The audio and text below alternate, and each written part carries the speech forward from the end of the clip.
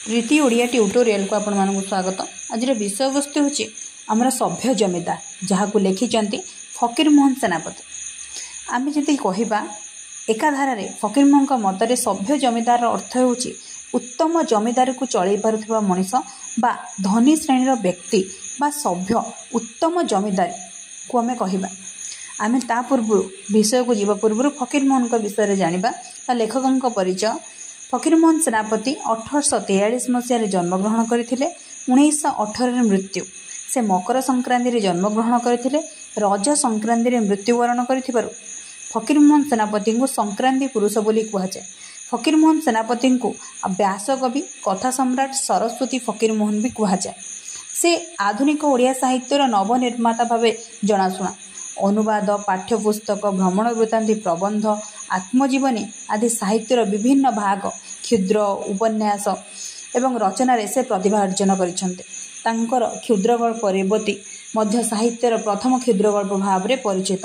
तांकर उपन्यास 6 माण 8 गुण प्रथम उपन्यास भाव में मध्य परिचित।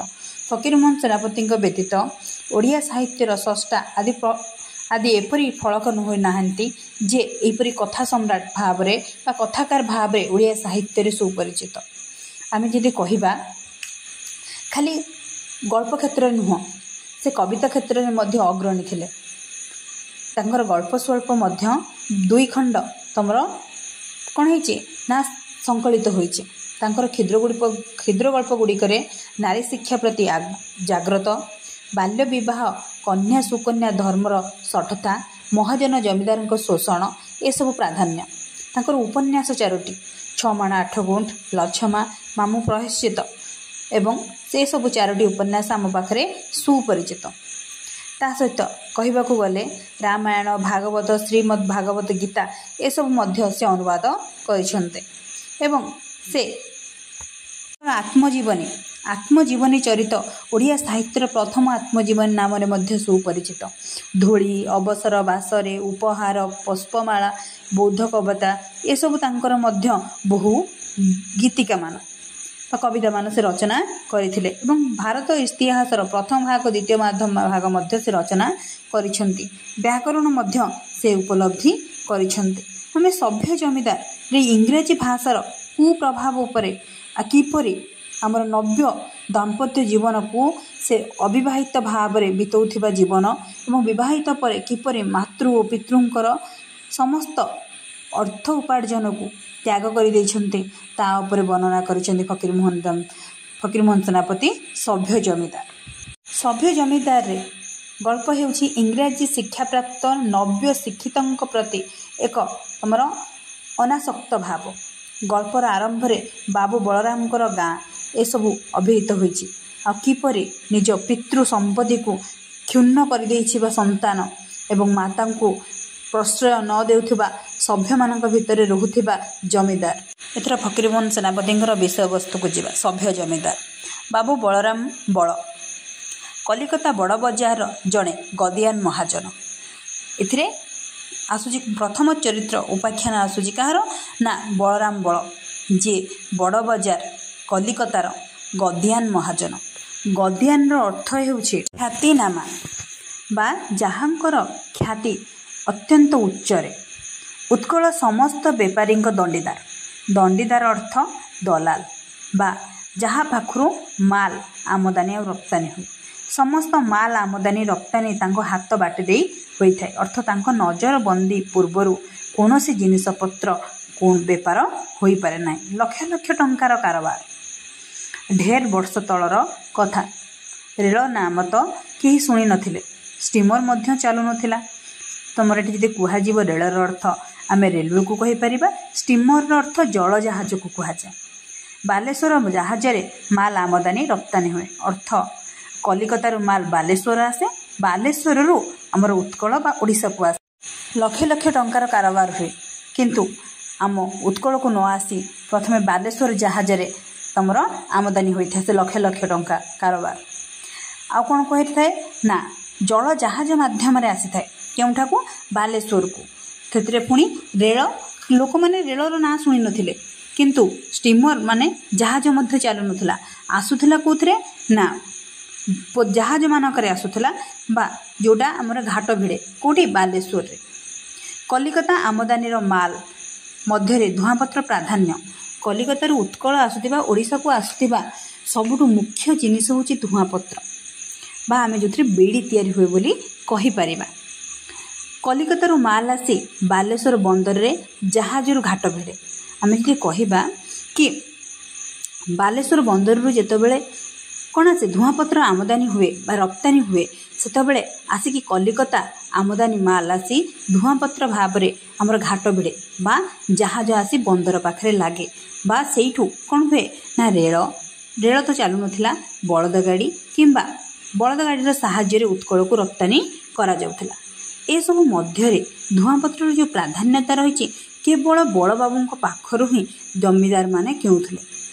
ଆଉ ମଧ୍ୟ କୁହାଯାଏ ଜମିଦାରମାନଙ୍କ ଭିତରେ ବହୁ ସ୍ଥାନରେ ବା ସେ ସ୍ଥାନରୁ ଶଗଡ଼ ମଧ୍ୟରେ ବା ସମସ୍ତ ଶଗଡ଼ ମାଧ୍ୟମରେ ଉତ୍କଳକୁ ଚାଲାଣ ହୁଏ। ଏଥିପାଇଁ ସମସ୍ତ ଉତ୍କଳରେ କଲିକତି ଧୂଆଁପତ୍ର ନାଁ ବାଲେଶ୍ୱରୀ ଧୂଆଁପତ୍ର ନାମରେ ପରିଚିତ। ହେଲେ ବାଲେଶ୍ୱରୀ ଲୋକ ଧୂଆଁପତ୍ର ଗଛ କେବେ ବି ଦେଖିନାହାନ୍ତି।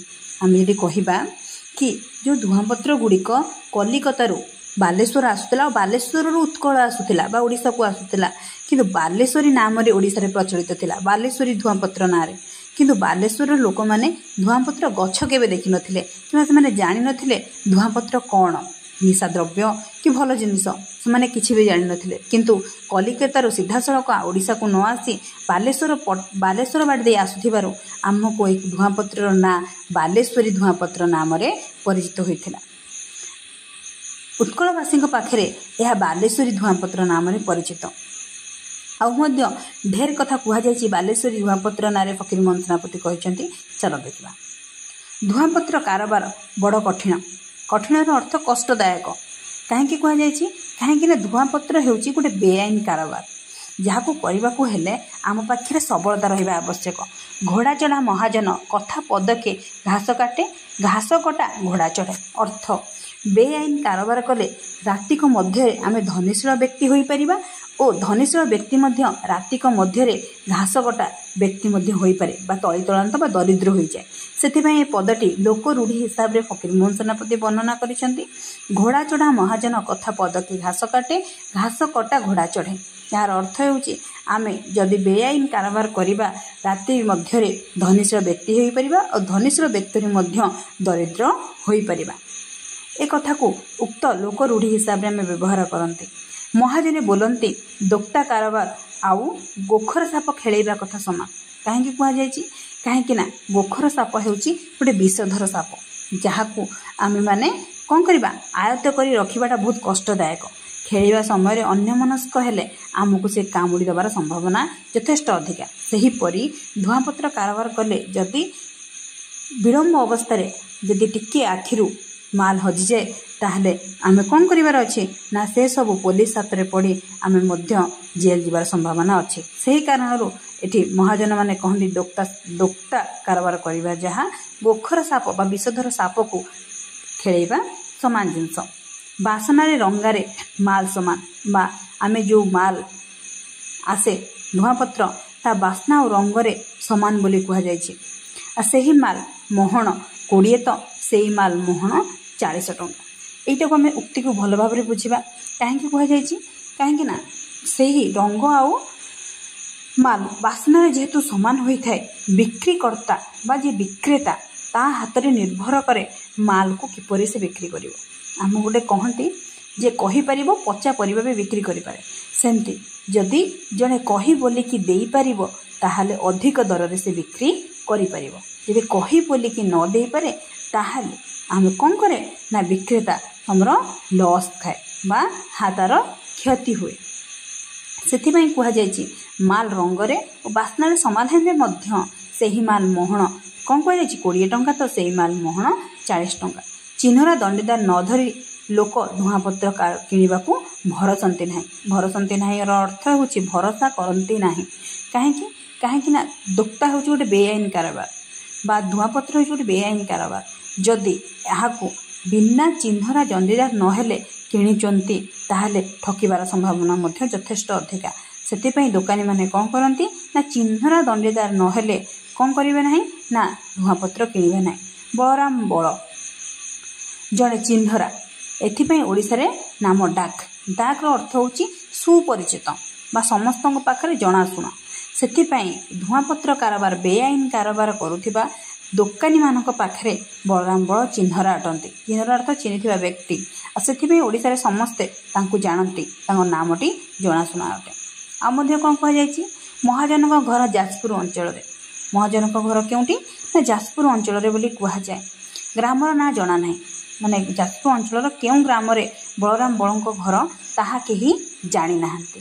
ମହାଜନ ଥରେ ଗାଁକୁ ଆସିଥିଲେ। 10-12 ବର୍ଷର ଛେଉଣ୍ଡ ପିଲା ଗୋପାଳ ଗାଁରେ ବୁଲୁଥିଲା। ଜାତି ପୁଅଟା ଅନାଥ ହୋଇ ବୁଲୁଛି, ଦୟାକରି ସାଙ୍ଗରେ ଘେନିଗଲା। ତମର ବଳରାମ ବଳ ଥରେ ଯାଜପୁର ଆସିଥିଲେ ବୁଲିବା ପାଇଁ। ସେହି ସମୟରେ ଦେଖିଲେ ଗୋପାଳ ନାମକ ଗୋଟେ ଶିଶୁ, ଯାହାର ମାତା ପିତା ନାହାନ୍ତି, ସେ ଗାଁରେ ବୁଲୁଥିଲା ଅନାଥ ହୋଇ। ତାକୁ କ'ଣ କଲେ ନା ତାକୁ ସାଙ୍ଗରେ ଘେନିଗଲେ। ଘେନିଗଲେ ଅର୍ଥ କଲିକତାକୁ ନେଇଗଲେ। ଜାତି ପୁଅଟା ଅନାଥ ହୋଇକି ବୁଲୁଥିଲା, ଦୟାକରି ତାକୁ ସାଙ୍ଗରେ କଲିକତାକୁ ନେଇଗଲେ। କିଛି କାମ ଶିଖିଲେ ତାର ଲାଭ ହେବ। ସେହି କାରଣରୁ ତମର ବଳରାମ ବଳ କ'ଣ କଲେ ନା ଗୋପାଳକୁ ସାଙ୍ଗରେ ନେଇଯାଇଥିଲେ। ଖାଉଛି ତ ଖାଉଛି, ଅଛି ତ ଅଛି, ତାକୁ ଦେଖୁଛି କିଏ? ପଚାରି କରିବ ଗାଦିରେ କ'ଣ? ଦିନେ ରାତିରେ କ'ଣ ହେଲା କି ମହାଜନ ଜଣେ ସୌଦାଗର ପାଖରୁ 5ଟା ଆକବରୀ ମୋହର କିଣିଥିଲେ। କହିବା ସୌଦାଗର, ମୋହରର ଅର୍ଥ ଟଙ୍କା ବା ସୁନା ମୁଦ୍ରା, ବା ଆମେ କହିପାରିବା ପୁରୁଣା କାଳରେ ପ୍ରଚଳିତ ହେଉଥିବା ରାଜାମାନଙ୍କ ସମୟର ମୋହର ବା ମୁଦ୍ରାକୁ ଆମେ କହିପାରିବା ଆକବରୀ ମୋହର। ଆକବରଙ୍କ ସମୟରେ ପ୍ରଚଳିତ ହେଉଥିବା ମୁଦ୍ରାକୁ ଆକବରୀ ମୋହର ବୋଲି କୁହାଯାଏ। ବାବୁଙ୍କ ମନ ଭାରି ଖୁସି। ମିଳିବା ପଦାର୍ଥ ନୁହେଁ, ବାକ୍ସରେ ରଖି ପୂଜା କରିବେ। ସେ କାହିଁକି ସେ ମିଳିବା ପଦାର୍ଥ ନୁହେଁ ବୋଲି କହିଛନ୍ତି? ତାକୁ ବାକ୍ସରେ ରଖି ସେ ପୂଜା କରିବେ।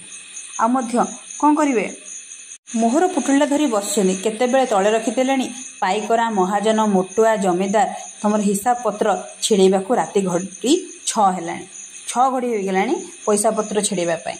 ବାବୁଙ୍କର ତମର ହବା ନାହିଁ, ଅର୍ଥ ହୋସ୍ ନାହିଁ। ଗାଦି ବନ୍ଦ କରିଦେଲେଣି। ତହିଁ ଆର ଦିନ ସକାଳେ ଗୋପାଳ ତମର ଯେମିତି ଉଠିଛି, ଗାଦିରେ ମୋହର ପୁଟୁଳା ଉପରେ ନଜର ପଡ଼ିଲା। ହାତରେ ଧରି ବାବୁଙ୍କ ପାଖକୁ ଧାଇଁଛି। ତମର କୁହୁଡ଼ା ଡାକ ଆଗରୁ କଲିକତାରେ ଯେମିତି ତୋପ ଭିଡ଼େ, ତମର ଗଦିଆନ ହିନ୍ଦୁ ମହାଜନ ମାନେ ଗଙ୍ଗା ସ୍ନାନକୁ ବାହାରି ଯାଆନ୍ତି। ଢେର ଜାଗାରେ ଠାକୁର ଠାକୁରାଣୀ ଦର୍ଶନ ସାରି ଗାଦିକୁ ଫେରିଲା ବେଳକୁ 2 ଘଡ଼ି।